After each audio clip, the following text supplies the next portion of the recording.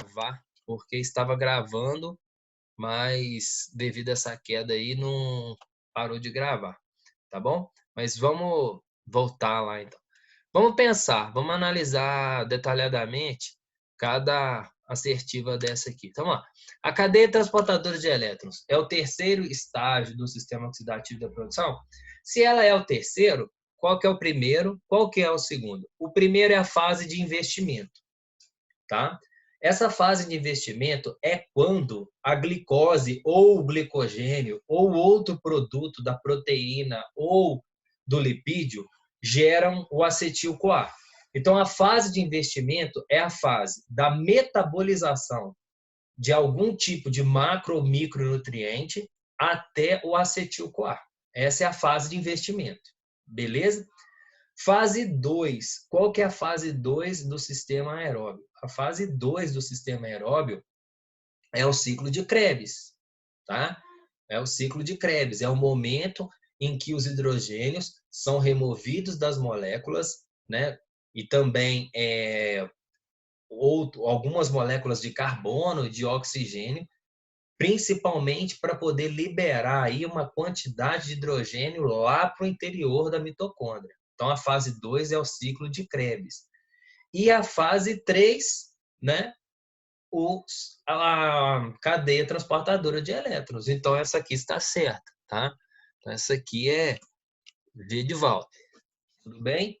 Então, essa aqui é verdadeira. É o terceiro estágio.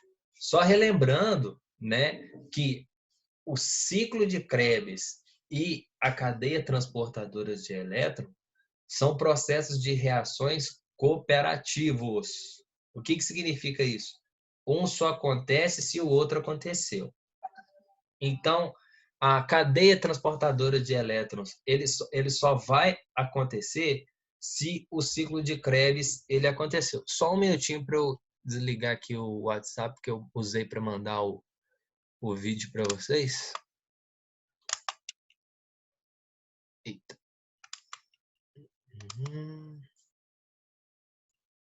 Eu vou ter que interromper. Só um minutinho, rapidinho. Aí. Beleza, vamos voltar.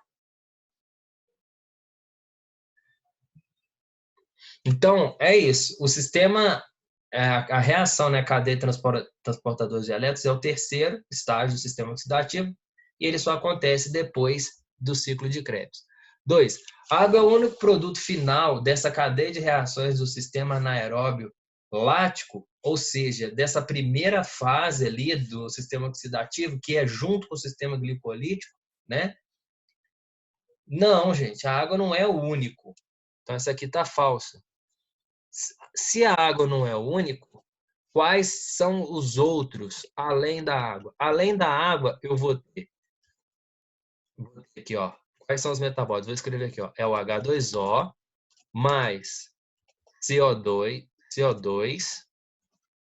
mais qual outro metabólito? Produto da reação, aquilo que é descartável, ou seja, o principal aí do sistema não é o ATP. O ATP é o principal de toda a reação de sistemas. Os sistemas de produção de energia eles são necessários para produzir ATP. E o metabólito é aquilo que é descartável, que é aquilo que sobra das reações. Além da água e do CO2, o que eu tenho mais aqui nesse sistema anaeróbio lático, como o nome fala? É o ácido lático. Então, esses são os 3 metabólitos do sistema anaeróbio lático. Aqui já entrou de gaiato nessa questão, né? Porque a gente está falando do sistema aeróbio, já apareceu o sistema anaeróbio lático. Então, assim, ela tem 2 informações erradas ali. A água não é o único e não é anaeróbio lático. Aí o correto seria aeróbio, tá? Então, ela está toda errada. Então, essa segunda opção é falsa. Os hidrogênios removidos da molécula de NADH e FADH são passados por uma série de transportadores citocromos. Gente, só um minutinho. Confere quem está com o microfone aberto, só para poder tirar, porque senão a gente escuta. Por gentileza. Aí, obrigado. Sejam bem-vindos aí quem chegou de última hora, tá? Prazer ter vocês aqui. Então, ó, Os hidrogênios que são removidos do NADH e do FADH, eles vão para onde? Eles vão para o interior da mitocôndria e de lá eles passam para o espaço intermembranoso e depois passam para os receptores citocromos para poder gerar o potencial de ação e gerar o ADP e ATP. Então, este é o destino dos hidrogênios, né, depois que eles são removidos do NAD e do FAD.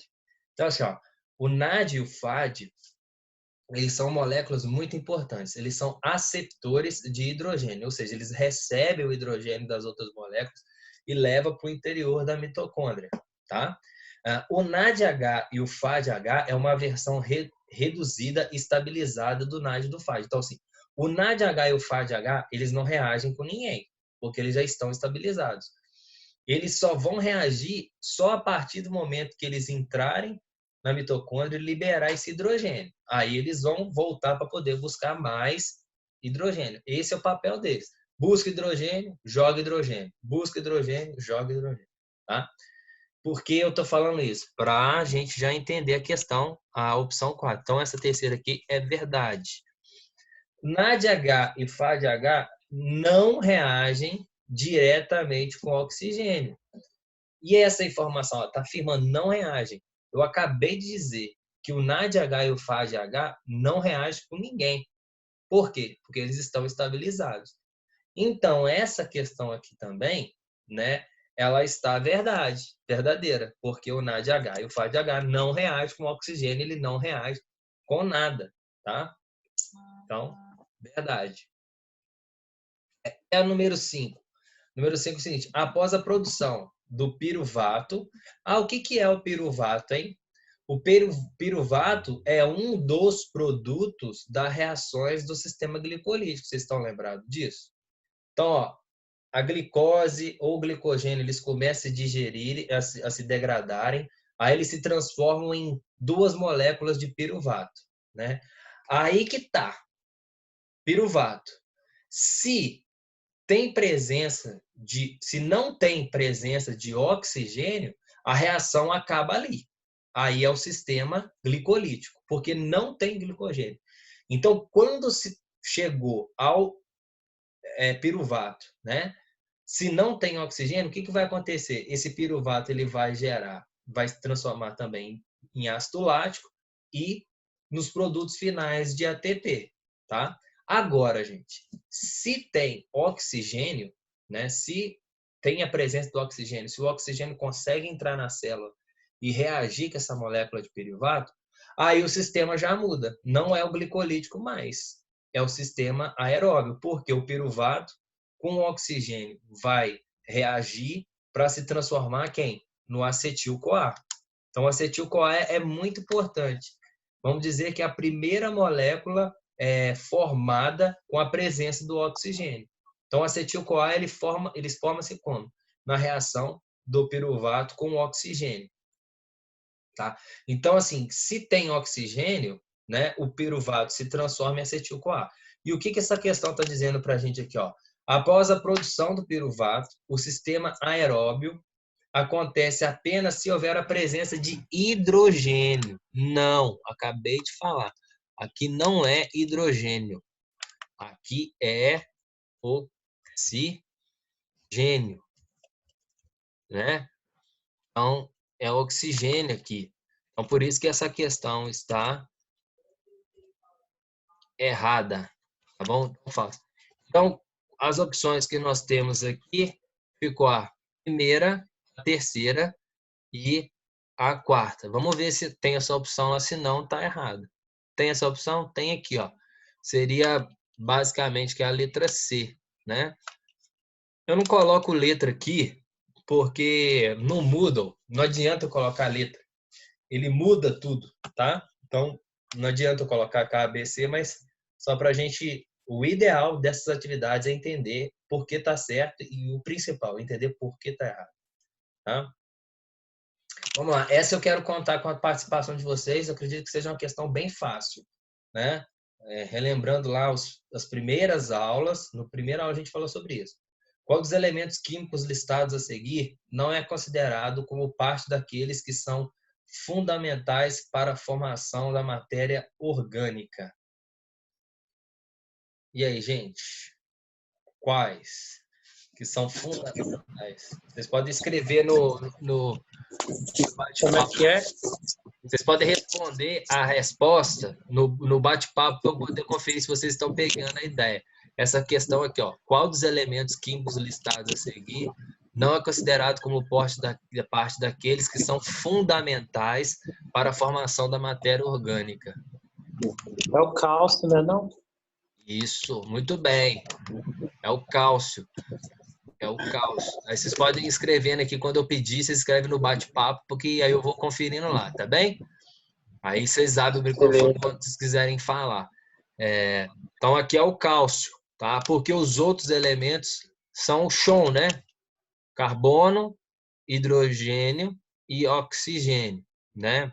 Então, chão, carbono, hidrogênio, oxigênio e hidrogênio são os elementos fundamentais para a produção da matéria orgânica. Como eu falei, se você analisar qualquer matéria orgânica que existe, a grande maioria delas vai ter esses elementos, né? Vai ter esses elementos na constituição deles. Então, vamos lá.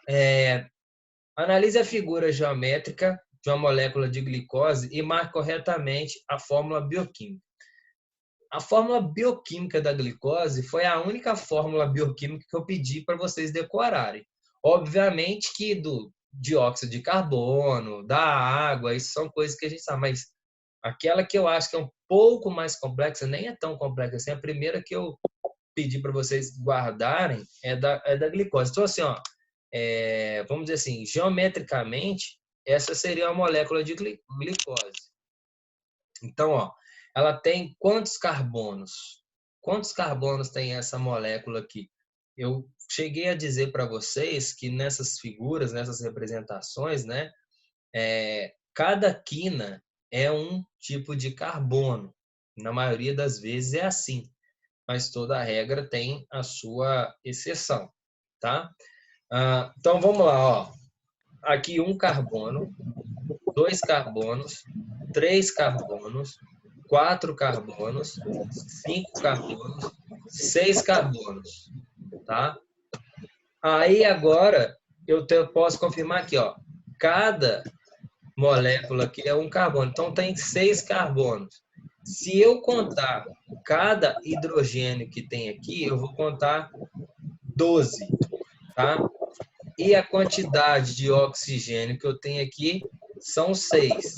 Então, por isso que a fórmula química da glicose é essa aqui. Então, essa eu dou uma dica, vocês têm que saber, tá? C6H12O6 é a molécula da glicose, tá?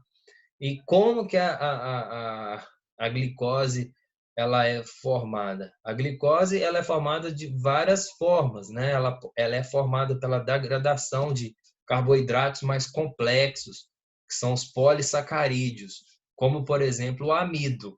O amido é o reservatório de glicose dos vegetais. E o glicogênio hepático e muscular é o reservatório de glicose dos animais, né? Do homem. E aí, na degradação dessas moléculas mais complexas, a gente tem aí esse micronutriente para poder produzir energia. Porque, assim, a glicose, ela entra na corrente sanguínea, ela fica lá na corrente sanguínea. E aí, para ela poder gerar energia, ela tem que entrar no interior da célula.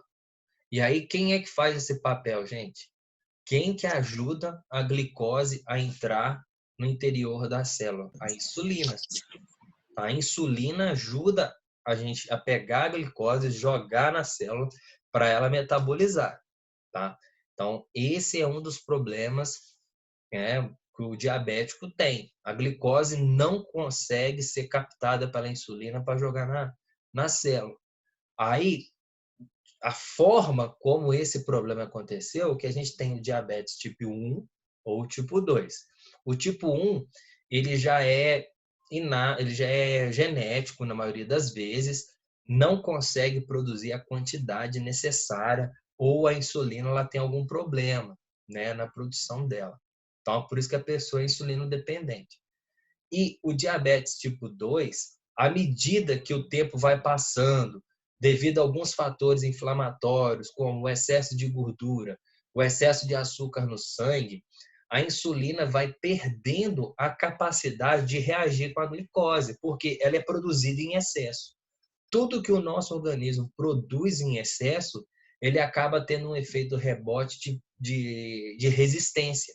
Então, um dos fatores, um dos exames que a gente avalia se a pessoa está com problema, né, no uso da insulina, ele se chama ROMA-IR, que é um índice de resistência à insulina.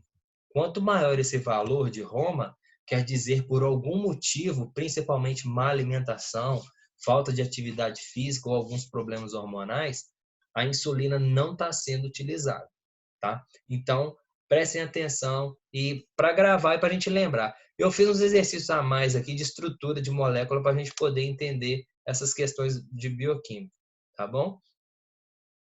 E aí tá aqui, ó. Vai respondendo para mim por partes. Quantos carbono tem essa molécula A? Vamos ver se vocês conseguem enxergar aí para mim. Mandem lá no bate-papo. Escrevam lá que eu vou dando que eu vou olhar as respostas, tá bom? Então, isso aqui é um tipo de carboidrato, tá? Essa é uma representação bioquímica. Então, só para a gente treinar aí, coisa que a gente viu na sala de aula, a gente revisar, quantos carbonos tem essa molécula aí? Deixa eu ver aqui se vocês já estão respondendo.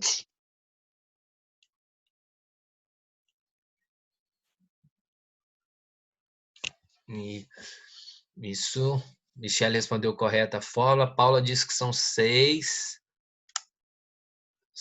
carbonos. Mais alguém? Contem aí direitinho. Jéssica, 7. Depois eu vou ensinar para vocês. Então, isso é uma molécula, uma representação orgânica de uma molécula. Vou esperar um minutinho para vocês responderem. Triel, 6.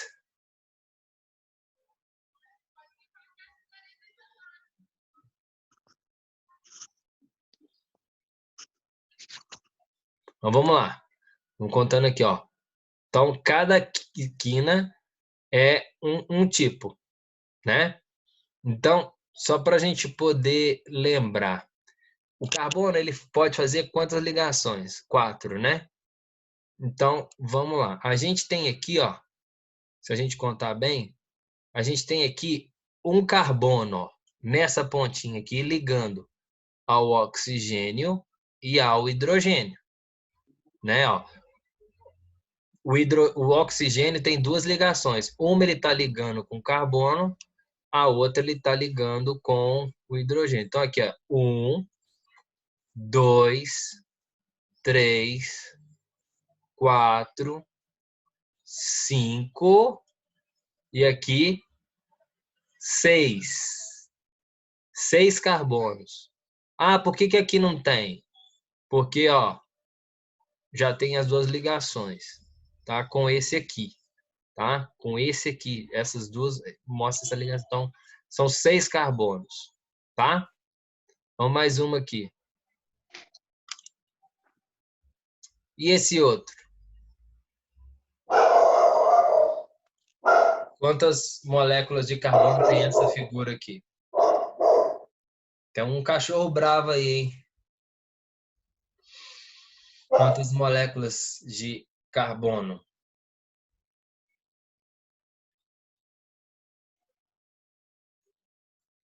Podem responder lá, tá?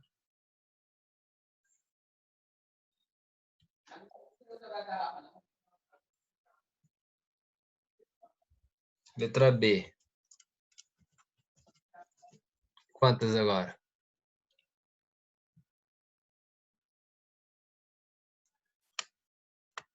Letra B. Vamos pensar. Ó, aqui não é porque já está a representação de um oxigênio, né? Então tá claro aí. Vamos contar. Então, vamos lá. Ó, 1, 2, 3, 4, 5. Tá? 1, 2, 3, 4, 5. Tá bom? Perfeito? Então, 5 carbonos. Esse aqui tem. E aí, mais um, só para a gente poder fechar esse exercício. Esse aqui agora. Uma representação mais linear.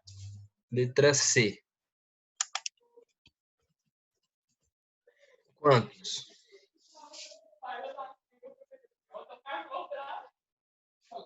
Vamos lá. Gente, confere o microfone, por favor. Adriele, fecha o microfone para mim, por favor.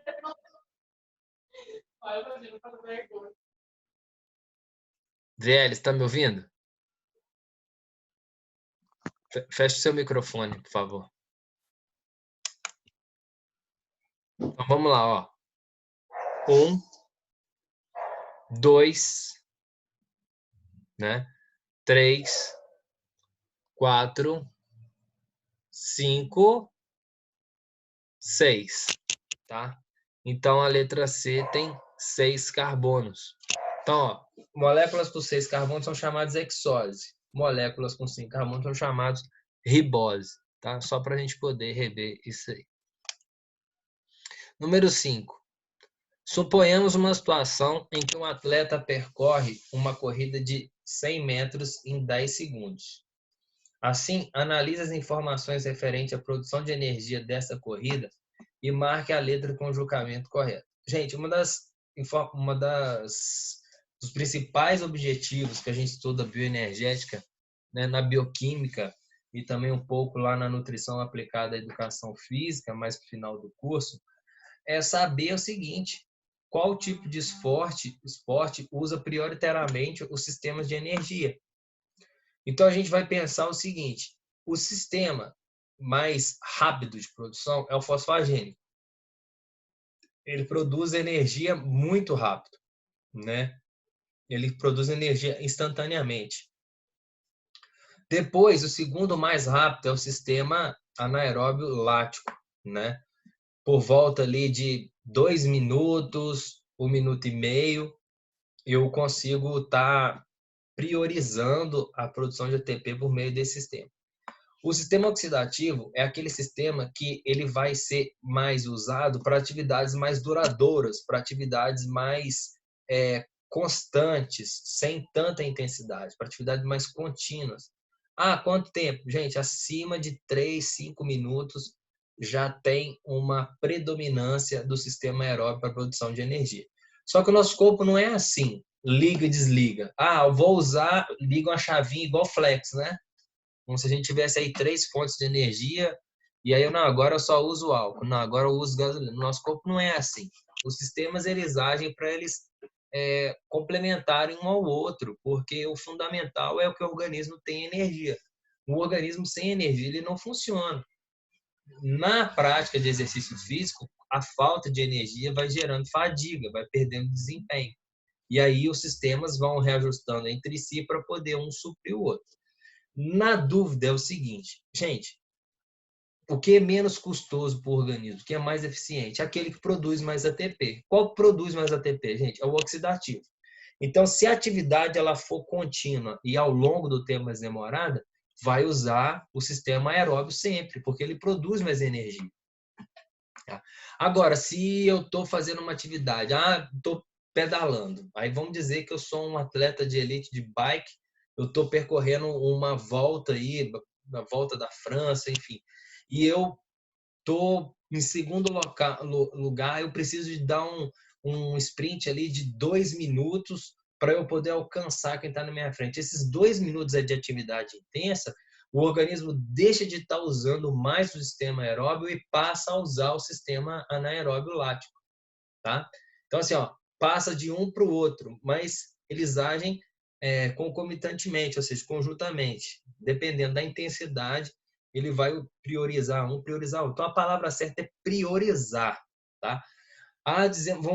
Vamos pensar numa outra situação. Eu estou levantando um peso muito, com uma quilagem bem alta do chão. Quanto tempo dura isso, gente? Dura 5 segundos, né? Se durar. Então, essas atividades de 0 até 30 segundos, muito intensa, é o sistema fosfagênico que vai agir. Tentem lembrar dessas explicações para vocês começarem a imaginar. Olha, essa atividade que foi dada, esse exercício físico, olha o tempo de duração dele e olha a intensidade para você entender. Ó, esse aqui está priorizando mais o sistema fosfagênico. Não, esse aqui está mais o sistema aeróbio, para vocês não confundirem. Então, qual atividade a gente tem ali? A gente tem uma atividade, uma corrida de 100 metros em 10 segundos, né? Algo que o Bolt fez, conforme está na nossa lâmina lá no slide. Então, assim, sobre esse sistema, analise e responda os julgamentos das questões. Então, o atleta usou exclusivamente o sistema ATP-CP ou PC. Esse exclusivamente está deixando a questão errada.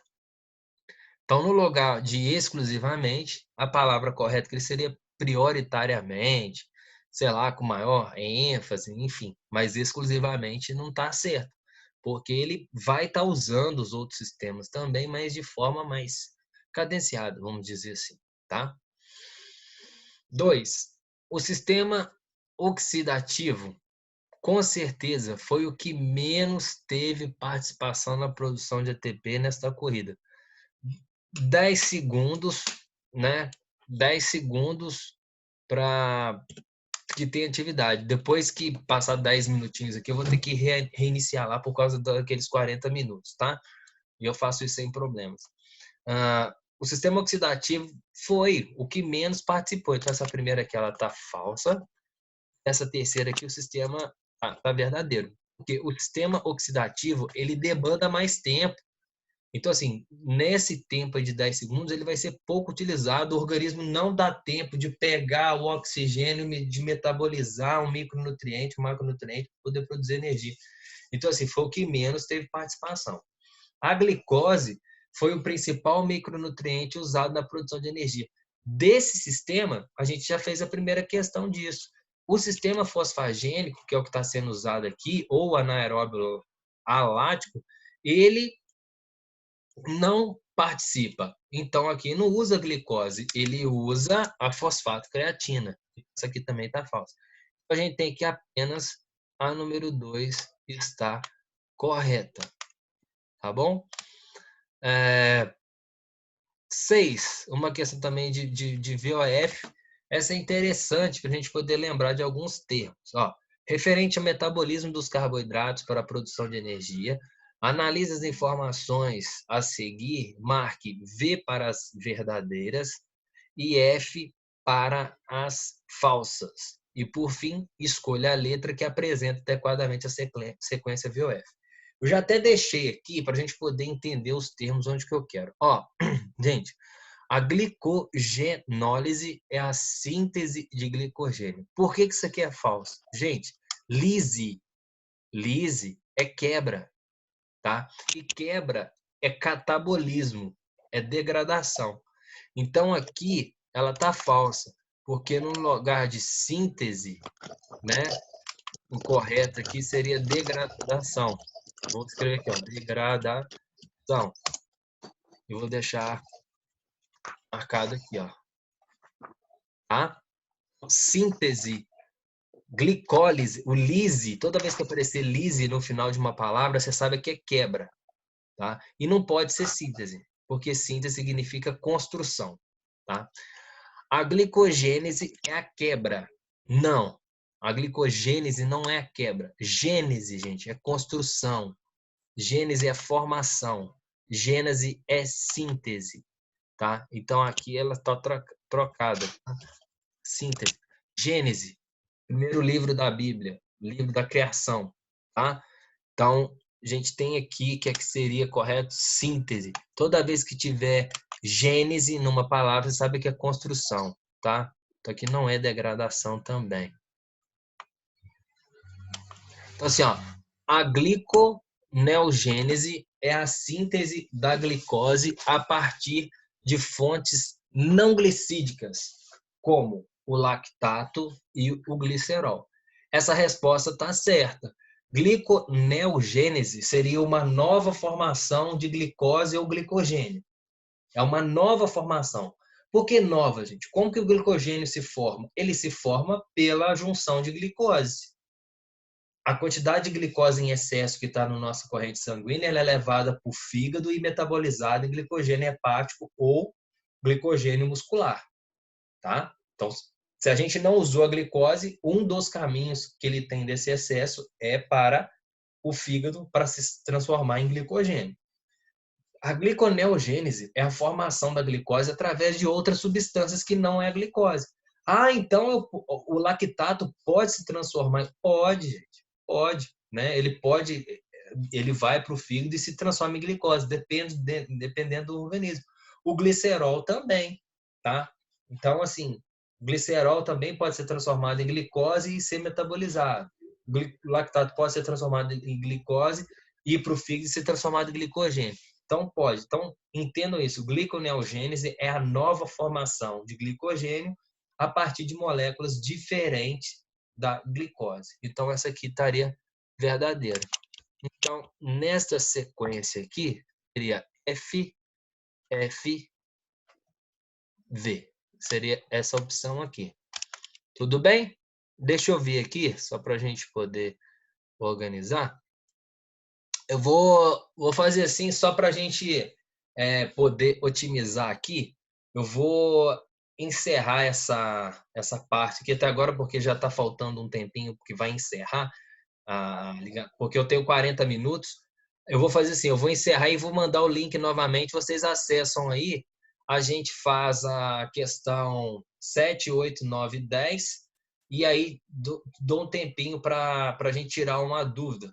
Pode ser assim? Aí eu mando o link, né? Eu estou em contato com a Michelle aqui e vocês acessam novamente para a gente poder terminar. Não vai demorar muito, não. Creio que uns 15 minutinhos aí é o suficiente. Tá certo?